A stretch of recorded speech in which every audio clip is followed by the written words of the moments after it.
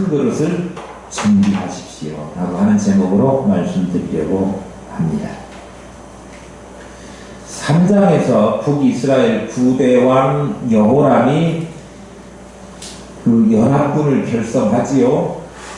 사실은 전쟁에 싸우러 나간 지 7일 만에 위험한 고비를 만났지만 그래도 그 위기 가운데도 이 연합군, 북이스라엘 연합군이 이길 수 있도록 하나님께서 허락하셨는데 사실 이기기는 이겼지만 별 소득이 없는 승리였음을 우리가 살펴보았습니다. 오늘 4장에서는 다시 왕들의 이야기가 아니라 중심이 하나님의 사람, 하나님의 구속사의 맥을 이어가는 사람, 선지자 엘리사를 중심으로 엘리야가 죽었고 그 바톤을 이어서 북이스라엘의 중반기 역사 가운데 함께했던 엘리사 선지자가 하나님의 능력을 받아서 기적을 베푸는 일들이 여러 가지가 기록되어 있는데 그의 등장부터 요단강을 가르는 이적도 있었고 뭐 여러 가지 이적이 있었지만 오늘 특별히 그 이적들에 초점을 맞춰서 기록하고 있는 본문을 가지고 살펴보려고 합니다. 당시의 북이스라엘은 상황이 매우 어려웠습니다. 우리 열왕기하 시작하면서부터 모압이 배신한 이야기부터 시작했지만 모압만 그런 것은 아니고요. 당시에 아람도 자주 이 북이스라엘을 침범해가지고 괴롭히는 그런 일이 있었습니다. 그러니까 나라는 점점 쇠퇴해가고 그 다음에 조공으로 받던 것들도 없어지게 되고 이런 상황이 되니까 백성들의 삶은 더욱 살기가 어려워졌겠지요. 모두가 살기 어려워져서 죽겠다, 힘들다라고 하는 이 시대에 선지생도 오늘 본문 말씀에 보니까 선지자의 제자들의 아내라고 나왔는데 옛날 성경에는 선지생도의 아내예요. 나중에 선지자가 되기 위해서 훈련받는 사람들인 거지요. 오늘날로 말하면 신학생들 될 것 같아요. 선지생도 중에 한 사람이 죽고 그의 아내만 남았고 죽은 것도 모자라서 그것도 힘든데 감정적으로 참 처리가 어렵지 않습니까? 그런데 빚까지 남겨두어서 생활고까지 겪어야 했습니다. 모두가 살기 어려운 시대에 빚을 남기고 죽은 남편, 너무 이 미망이는 힘들게 되었고 빚독촉을 받았던 것 같습니다. 이 여인에게 빚 갚을 능력이 있었으면 오늘 이런 말씀이 기록되지 않았을 것인데 빚 갚을 능력이 전혀 없었습니다. 오늘날도 서민들이 빚을 지는데 빚을 갚을 능력이 없어서 정말 막다른 궁지에 몰리면 신체 포기각서를 쓴다든지 뭐 이런다고 해요. 뭐예요? 자기 장기 떼주겠다 막 그런 걸 쓰고 빚을 얻어야 될 정도로 너무 경제적인 데 내몰리게 되는 그런 형편의 사람들이 생기게 된다 그런 이야기죠. 당시에 남성 중심의 사회였지 않습니까? 그러니까 나가서 외부에 경제활동하는 것도 남자들이 하는 일이지 여자들이 하는 일은 아니었습니다. 남자가 죽으면 그 가정의 경제를 이끌고 갈 수 있는 상황이 결코 못 되는 거죠. 오늘날은 여자들도 경제력이 남자보다 훨씬 더 앞선 사람들도 많이 있는 사회가 되었지만 예전에는 고대 이스라엘 사회에서 여자가 미망인이 되어서 과부가 된다라고 하는 것은 곧 뭐하고 똑같느냐 그러면 먹고 살기 힘들겠네. 앞으로 어떻게 사나. 먹을 거 어른들 말로 떼거리면 어떻게 해결하나. 이렇게 되는 거하고 똑같은 말이었습니다. 그러니까 사회적으로 굉장히 약한 약자의 처지에 놓이게 되는 것이 과거가 되는 일이었어요. 그래서 성경에서는 당시의 사회적 약자의 부류 가운데 객이 뭐예요? 떠돌이들인 거예요. 떠돌이들. 객이라고 정자는 말로 썼지만 사실 말하면 불황자 뭐 이런 사람들인 거죠.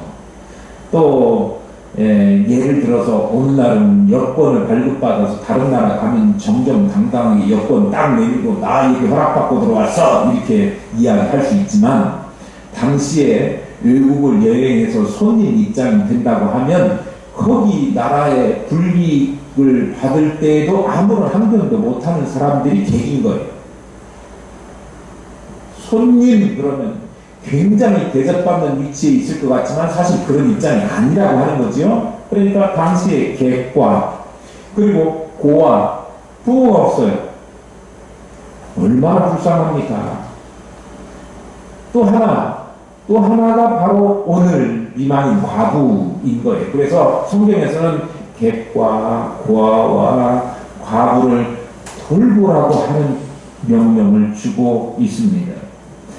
그 가운데도 가정을 지켜줄 남편이 없기 때문에 이 과부는 경제적인 어려움에 처할 뿐만 아니라 법적 제도 하에서도 굉장히 소외받는 그런 축에 속하는 사람들이었습니다. 그래서 이런 과부들을 보호하기 위해서 성경도 최소한의 규정을 두고 있어요. 어떻게? 추수할 때 나락을, 남은 나락을 조금 남겨두게 해서 그거 다 얇게 다 하나도 빠짐없이 다 수확해서 논과 밭에 아무것도 없는 게 아니라 그 가령 인삼밭에 인삼 캐고 남으면 거기에 인삼 못 캐고 남은 것도 있잖아요. 그러니까 그것만 캐가지고 파는 사람들도 있다 그러대요. 네. 그리고 또 뭐 생강밭에 생강 캐고 남으면 나중에 거기 뒤지고 나면 앞에서 캔 만큼은 아니지만 그래도 웬만큼 자기 먹을 만큼 이렇게 얻을 수 있어서 주인이 허락하면 남은 것 다시 캐가세요 뭐 이렇게 하기도 하고요.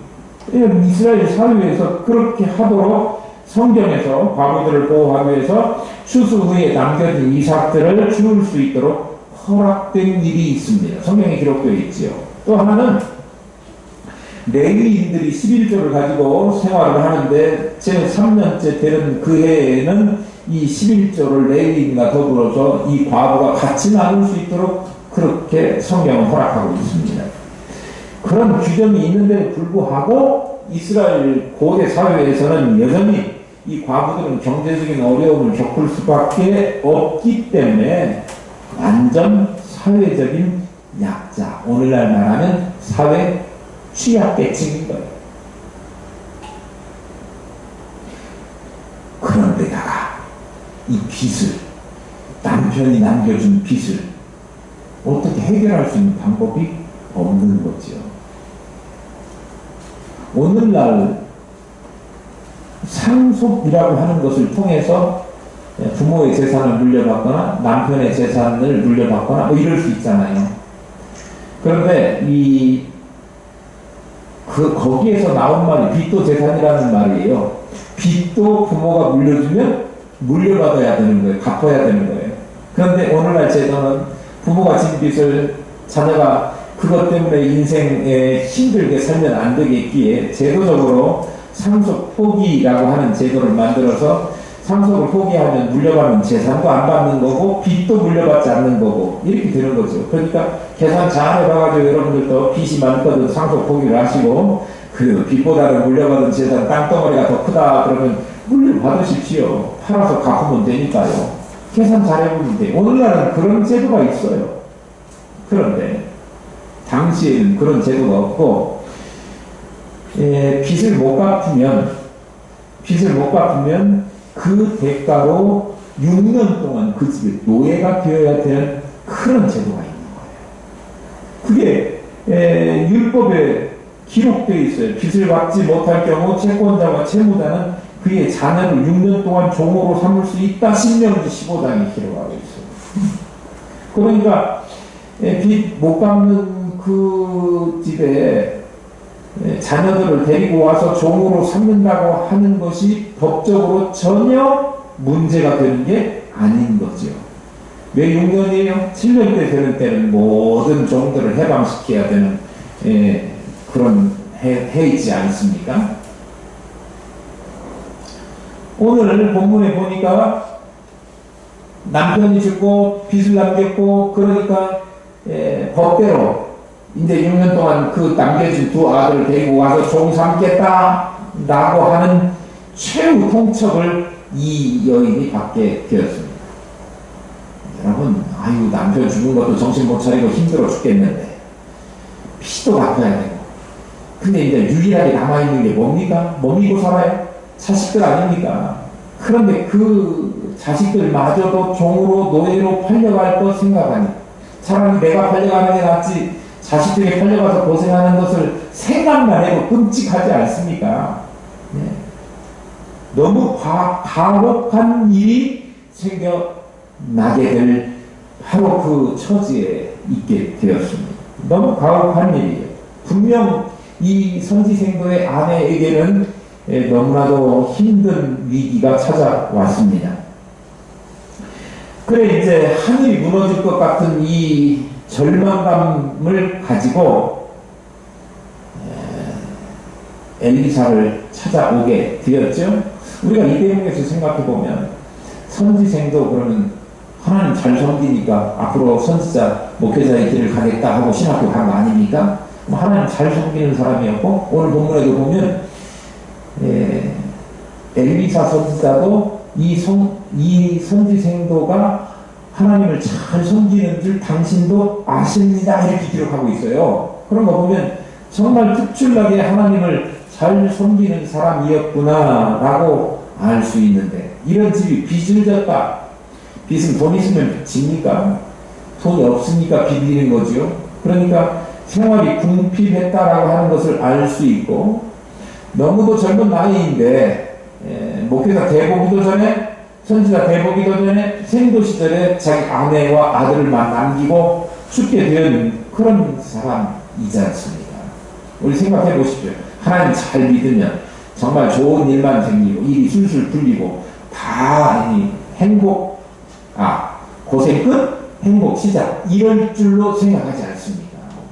우리 전도하면서도 그렇게 이야기하시는 분들 종종 있대요. 예수 믿어봐, 정말 모든 게 다 잘 되고 사업도 잘 되고 그렇게 될 거야. 거짓말이에요. 예수 믿어도 그렇게 되지 않는 경우들도 많이 있어요. 예수 믿었는데 심지어 죽었던 사람들도 많이 있지 않습니까?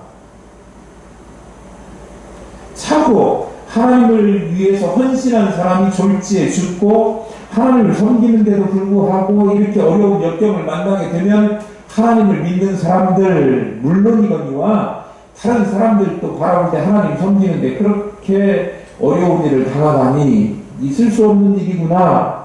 하나님을 위해서 헌신하고 그렇게 살기로 작정했다면 하나님께서도 그 마음 보고 이 사람들에게 책임져 이 사람들의 삶을, 생활을, 적어도 먹고 살 것, 자녀 문제 이런 것들은 해결해 주셔야 될 것 아니야 라고 여기게 될 것입니다.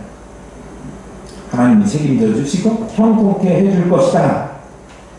그런데 현실은 그렇지가 않은 경우가 많다. 하나님을 진실하게 믿는데도 경제 사정은 나아지지 않고 고생하다가 일찍 세상을 떠나는 일도 많고요. 하나님을 믿기 전보다 더 어려운 상태로 빠지기도 하는 예가 종종 있습니다. 그러면 사람들은 이거 보고 하나님 믿어도 소용없네, 신앙의 회의를 가지게 되기도 하고, 심지어는 믿음이 좋은 사람들마저도 자신의 삶이, 자신의 일이 잘 안 되고 꼬이고 그러면 믿음을 떠나버리는, 하나님을 등져버리는 그런 일도 있습니다. 그러나 신앙생활을 하면서 이해할 수 없는 환난이나 하나님을 잘 섬기는데도 삶의 고뇌와 문제와 역경을 만나거든 꼭 잊어버리지 말고 알아야 될 것이, 반드시 기억해야 될 것이 하나 있습니다. 그게 뭐냐? 하나님께서는 하나님 믿는다고, 하나님 섬긴다고 그의 인생이 잘 나가는 장밋빛, 그런 보랏빛, 그런 약속을 하신 적이 없다. 당신을 믿을 때, 당신과 함께 할 때 우리에게 역경이 없게 하시거나 아니면 시험거리가 없는 삶을 허락하시겠다라고 약속하신 적이 없습니다. 뿐만 아니라 우리를 부르신 그 하나님의 궁극적인 목적은 우리로 하여금 이 땅에 살면서 호의호식하고 떵떵거리게 살게 만들어 주시려고 우리를 부른 것도 아니라고 하는 사실이에요. 오히려 하나님께서 우리를 부르신 궁극적인 목적은 뭐냐 그러면 하나님을 잘 섬겨서 이 땅에서는 비록 고생스럽고 힘든 삶을 살았을지라도 또는 이 땅에서 아무리 좋은 것 누리고 엄청난 것을 누리며 살았다고 할지라도 이 땅 것과는 비교할 수 없는 저 하나님의 기업 유업으로 받을 그 세상은 너무도 크고 좋은 것이기에 그것 받으려면 이 땅에서 어려움도 인내하고 참아낼 줄 아는 그의 마음을 하나님께서 보시고자 훈련시키고 단련시키시는 과정으로 삶 가운데 우리 성도들의 삶인데도 불구하고 이 땅에서 누리는 삶을 제한하실 수도 있다 그런 말씀입니다. 이해되셨어요? 이해되셨는데 못 알아들으신 척 하면 안 돼요? 네. 예를 들어볼게요. 자기 아버지가 억만장자 부자예요. 사업을 해요. 그런데 자기 아들에게 그거를 딱 물려주면 아들은 그거 물려받아가지고 바로 사장되고 회장 자리 물려받으면 되죠. 그 어마어마한 좋은 기업을 다 자기가 소유하게 될 거예요. 그런데 그 아버지가요 그냥 물려주지 않아요. 너 이제 성년 됐으니까 나가서 고생해봐. 네가 스스로 성공하는 법을 배워봐. 이렇게 해가지고 고등학교 졸업하니까 밖으로 그냥 내보냈어요. 아이고 남들이 생각할 때는 아버지가 그렇게 부자인데 아들이 나가서 라면 먹고 출구라고 일하고 막노동반에 가서 일도 해보고 신문 배달도 해보고 뭐 이런 어려움을 겪게 된다 이거예요. 그렇게 하는 이유는 아버지가 아들 고생하는 것을 보면서 즐거워하고 그것 때문에 막 야 우리 아들 고생한다 신난다 이렇게 하려고 하는 것이 아니라 저런 사람 만들어서 진짜 물려줘도 이것에 대한 고마움과 감사함과 이것을 잘 지켜낼 수 있는 능력을 그에게 키워주기 위해서 다시 말하면 사람 만들고 쓸만한 인물 만들어서 나중에 이거 책임질 수 있는 자로 하나님께서 만드시려고 단련하시는 거예요. 그래서 그에게 어려운 환경에 처해보도록 기회를 주는 거죠. 그러니까 사실 우리가 하나님의 이 땅의 어떤 것과도 비교할 수 없는 좋은 것을 우리에게 주실 것인데 그것을 받을 수 있을 만큼 하나님을 신뢰하고 그거에 대한 자격을 갖출 수 있도록 우리를 어떻게 단련하신 후에 전금처럼 사용하시려고 이 땅에서 예수 믿지만 하나님 섬기지만 오히려 하나님 섬기지 않는 사람들보다 더 고생스러울 수 있고 그 사람들보다 더 힘든 시간을 경험케 하시기도 하더라 그런 이야기. 그러니까 아무런 죄도 없는 욥과 같은 사람도 당대에 하나님을 잘 섬기는 의인이었던 욥도 그가 살면서 모든 이루었던 것들을 다 한순간에 잃어버리게 되는 자식들마저도 다 잃어버리게 되는 그 어려운 역경을 만나지 않았습니까? 이해할 수 없는 환난이나 역경이 온다고 하더라도 하나님께서 이 현실적으로 우리가 누릴 수 있는 복들을 제한하시거나 혹은 우리를 역경 가운데 처하게 하실지라도 그것이 세상의 궁극적인 우리를 부르신 목적이 세상에 그런 복을 주시려고 부르신 것이 아니라 영원한 궁극적인 복을 주시려고 우리를 연단하시는 과정 가운데 이해해야 한다라고 하는 것을 우리가 알아야 된다고 하는 사실입니다. 때로는요, 사단이 시기해가지고 믿는 사람들을 시험하려고 넘어뜨리려고 하는 그런 시험도 있지요.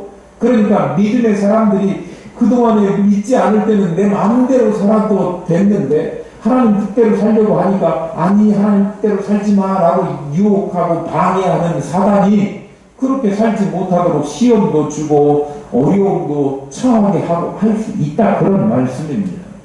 그렇기 때문에 하나님을 신실하게 믿는 사람들이라고 하면 하나님을 섬기면 고생 끝 행복 시작, 행복만 쭉 이것이 아니고 하나님을 섬겨도 역경과 고통이 올 수 있다. 그러나 이 역경과 고통을 이겨내면 하나님께서 준비한 지금 상상도 못할 비교할 대상이 없는 그러한 장래에 준비된 하나님의 기업을 우리에게 주신다. 내가 그 나라의 왕노릇할 것이다 라고 하는, 내가 그 우리 아버지가 물려줄 그것 바라보면 오늘 이 정도 고통쯤은 내가 이겨낼 수 있지요. 그거 바라보지 못하니까 그 약속에 대한 믿음과 신뢰가 없으니까 아버지 재산 믿고 바라보면서 막 저거 내가 기어이 차지해야지 그러면서 노력하는데 하나님의 나라의 기업을 그렇게 바라볼 줄 아는 믿음의 눈이 우리에게 없기 때문에 이 믿음을 포기하는 거예요.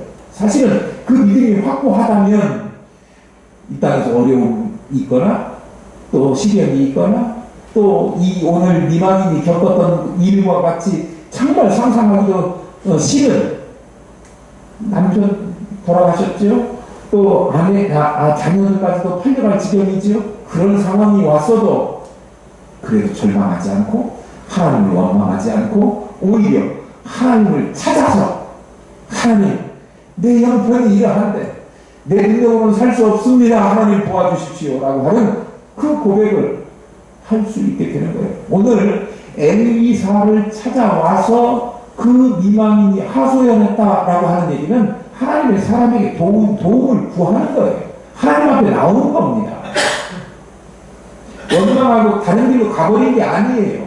하나님 섬긴다고 그렇게 헌신하고 신앙교까지 왔는데 이 모양 이 꼴로 살게 하느냐고 원망하고 도망간 것이 아니라 하나님께서 주신 이 시련을 잘 감당하고 나아가겠다라고 하는 그런 믿음의 결단이 있는 거죠.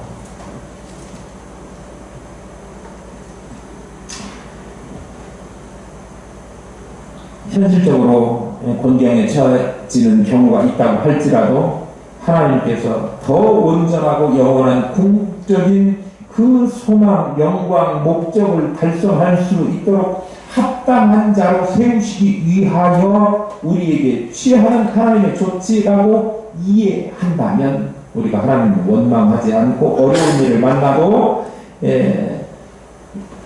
그 시험에서 어려워서 낙심하거나 그러는 것이 아니라 오히려 하나님께 물으며 나와서 난관을 믿음 안에서 헤쳐나갈 수 있는 믿음의 사람들이 되는 거죠. 하나님의 사람 엘리사를 찾아와서 사정을 말했습니다. 미망인의 가정에 닥친 위기를 그때 하나님께서 엘리사를 통하여 해결하게 하셨습니다. 역경 중에도 하나님을 원망하지 않았던 욥에게 하나님께서 그 역경이 지나간 다음에 어떤 은혜를 주셨습니까?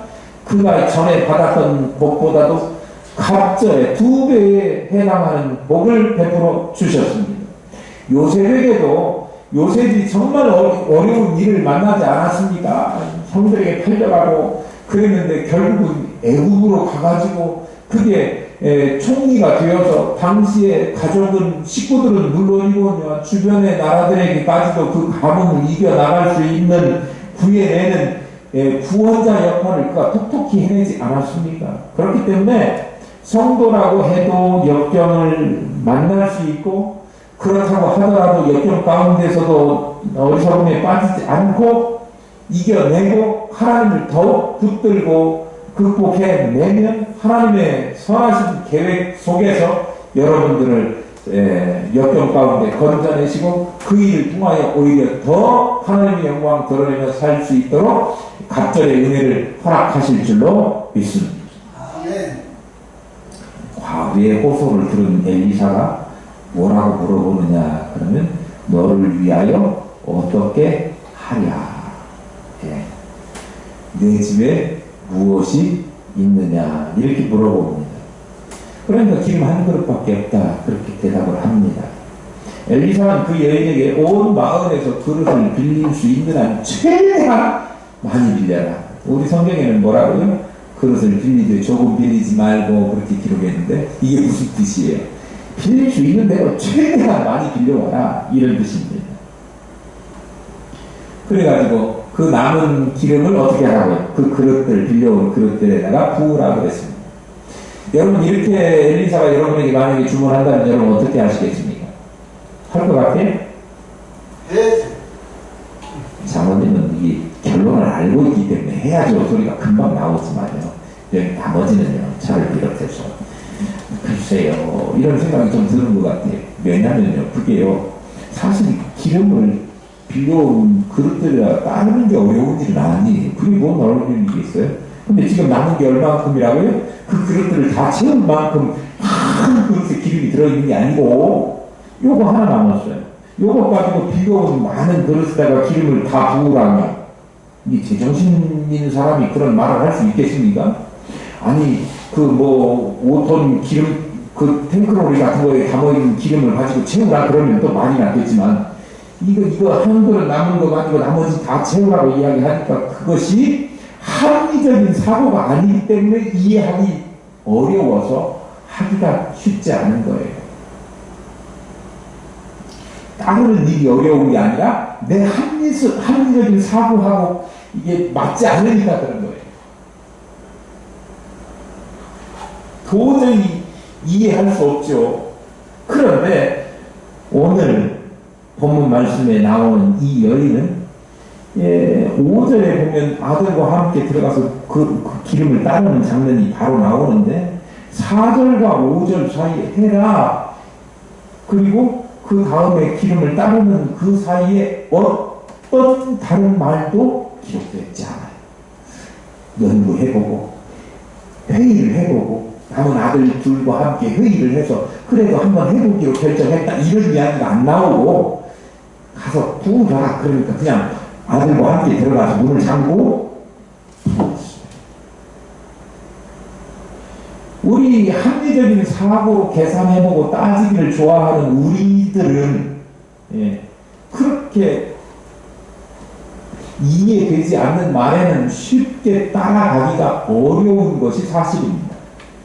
그런데 성경에 보면 합리적인 사고로 이해할 수 없는 일인데 그 하나님의 말씀에 순종했을 때 무슨 기적들이 일어났음을 우리는 알 수 있습니다. 모세에게 반석을 지팡이로 막대기로 쳐라 그랬는데 그러면 물이 나올 거다 그랬는데 여러분 아니 물을 하려면 반석을 뚫으려면 그 안반 뚫는 기계를 가지고 와갖고 한 3박 4일 동안은 그거 뚫어내려가야 되지 않겠습니까? 근데 그 당시에는 그런 것도 없는데 뭘로요? 지팡이로 두드린다고 그게 바위가 깨질 일도 없고요. 거기서 물이 나오겠습니까? 여러분 같으면 하겠어요? 나 같으면 안 해요. 솔직히 말해서. 우리 이 엘리사 전에 누가 있었죠? 엘리야가 있었죠. 사르밧에 나왔더니 거기 과부가 있었지 않습니까?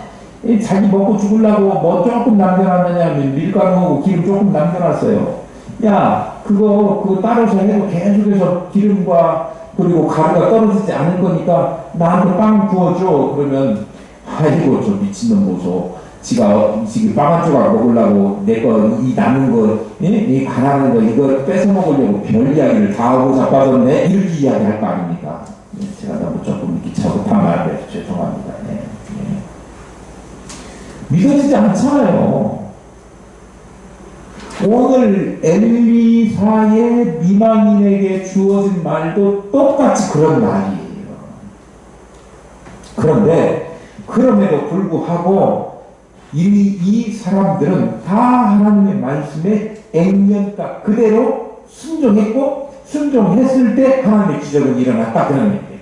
우리 시대에 기적이 없는 이유는 뭐냐면 하나님께서 말씀하시는 말씀을 액면가 그대로 믿지 못하는데 기적이 안 따라오는 거예요. 자기 생각으로 이성적 판단으로 해결해 보려고 하니까 하나님의 기적이 안 나오는 거죠. 그러나 순종하는 곳에서부터 우리가 이해되지 않는 일이라고 하더라도 순종하는 곳에서부터 하나님의 기적은 시작되었다라고 하는 이야기입니다. 옛날 사람들이라고 해서 이런 생각이 우리보다 멍청했기 때문에 이렇게 하면 될 수도 있어 그렇게 생각했겠습니까? 그 사람들도 지능이 다 우리보다 훨씬 더 적어도 우리만큼은 됐던 사람들이에요. 합리적 사고가 다 있었던 사람들입니다. 물고기 2마리하고 보리떡 5개로 5,000명 먹이라 한 주님의 말씀에 어떻게 사람들이 아이 말도 안 되는 소리 하고 있네 라고 했을 법한 일인데도 그들이 묻지도 따지지도 않고 주님의 말씀에 순종해서 나누었을 때 먹고 12광주리가 다 남게 되는 일이 일어났다, 그런 말씀입니다. 하나님은요, 우리의 사고의 틀에 제한되시는 분이 아니시다라고 하는 사실을 우리가 분명히 기억하셨으면 좋겠습니다.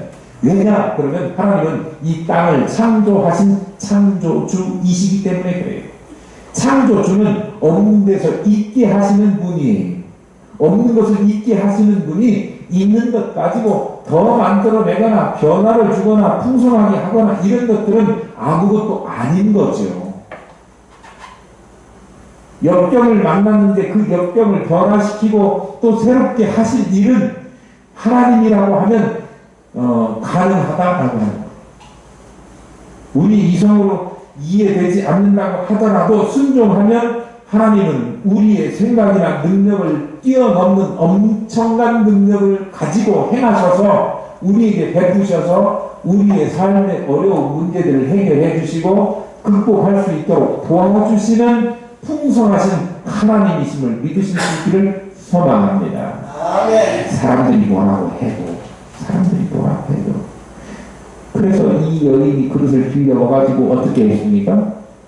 정말로 두 아들과 방에 들어가가지고 문을 잠그고, 기름 많이 만들어 놓으면 다른 사람들이 기름 가져갈까봐 문을 잠그는 거 아니에요. 이 문을 잠근다라고 하는 그 표현은 세상의 어떤 다른 것에도 신경 쓰지 않고 오직 하나님이 역사하시는 그 일에만 집중하겠다는 뜻이에요. 그러니까 하나님의 일을 할 때 세상으로부터 가지 이야기가 내 귀에 들려올 수 있는데 그것들에 신경 쓰지 않겠다라고 하는 이야기예요. 우리가 막 교회에 충성하고 그러면 저 사람은 집 먹고 살기도 힘든데 교회다가 다 갖다 바치네 막 그렇게 이야기하는 사람들 있지 않습니까? 알지도 못하면서 뭐 전 재산 다 팔아갖고 교회에다 바치는 사람들은 내가 보니까 2단 빼놓고는 별로 없는 것 같아. 그런데 사람들이 볼 때는 우리가 교회에 와서 주일날 11조하고 감사헌금하고 절기헌금하고 이러면 자기 재산 다 갖다 바치는 사람인 것으로 오해를 하더라고요. 그래서 막 뭐라고 이야기를 뭐 저 사람은 지 먹고 살기도 힘든데 교회가 다 갖다 바쳐 이런 이야기를 하잖아요. 그런데 거기에 이제 대꾸하고 신경 쓰고 반응하고 그럴 필요가 없는 거예요. 하나님의 일에 하나님이 하시는 역사에만 집중하시면 나머지는 시간이 흐르면 다 해결이 되고 과연 그 사람은 하나님을 잘 섬기는 복을 받았다라고 하는 그 결과를 맞게 될 줄로 믿습니다. 오늘 이 사람이요 문을 잠그고 그 하나님의 은혜 받는 일에 집중을 했고 정말 엘리사의 말한 대로 우리가 상상하지도 못했던 일이 기름을 따르면 채우면 또 갖다 놓고 또 채우고 했는데 계속해서 기름이 나오는 거예요. 이제 더 따라야 되는데 기름을 대령을 안 하네요. 야 그릇 더 갖고 와. 아들들에게 이야기하니까 아들들이 이제 준비한 그릇이 없습니다. 그런 대답을 해요. 그러니까 이 여인이 그때 생각은 이럴 줄 알았으면 기름만 많이 병만 준비되어 있으면 계속 나올 건데 내가 기름병을 이 방에 들어오기 전에 더 많이 준비할 걸 아니면 큰 그릇을 준비할 걸이라고 생각했을지도 몰라요.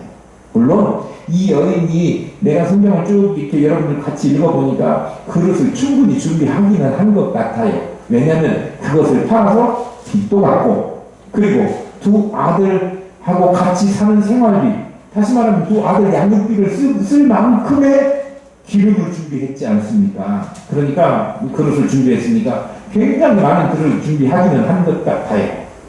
중요한 것은 얼마나 많은 그릇을 준비했는가, 얼마나 큰 그릇을 준비했는가가 아니라 준비한 만큼의 하나님이 채우신다 그런 말씀이에요. 준비한 만큼의. 그래서 그들이 기름이 가득해지니까 더 이상 기름이 나오지 않게 되었는데 성경에서 말하는 이 기름은요, 어떤 것을 상징하느냐 그러면 하나님의 은혜와 성령의 은사를 상징하는데요. 하나님께서 은혜 베푸실 때에 우리가 준비한 믿음의 분량만큼만 채우신다고 하는 거죠. 믿음이 크면 큰 만큼, 작으면 작은 만큼 하나님의 은혜의 크기도 달라지게 된다라고 하는 겁니다. 작으면 많이 담고 싶어도 담을 수가 없습니다. 그릇은 그 용량 이상 초과해서 담을 수가 없지 않습니까? 하나님의 은혜를 사모하되 우리가 어떤 믿음의 그릇을 준비해야 될 것인가는 오늘 본문이 잘 가르쳐주고 있습니다. 큰 그릇 준비해야 합니다.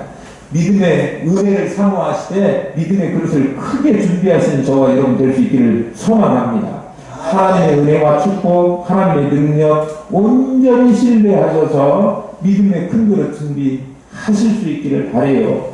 조금만 합시다. 좀 줄여서 합시다. 이렇게 하지 말고요. 더 많이 합시다. 크게 합시다. 넉넉하게 하십시다. 더 많이 드리십시다. 더 많이 섬깁시다. 믿음의 큰 그릇들을 준비하셔서 하나님의 은혜와 복을 크게 받는 저와 여러분, 또 여러분의 가정, 우리 하늘기 불교회 될 수 있기를 소망합니다.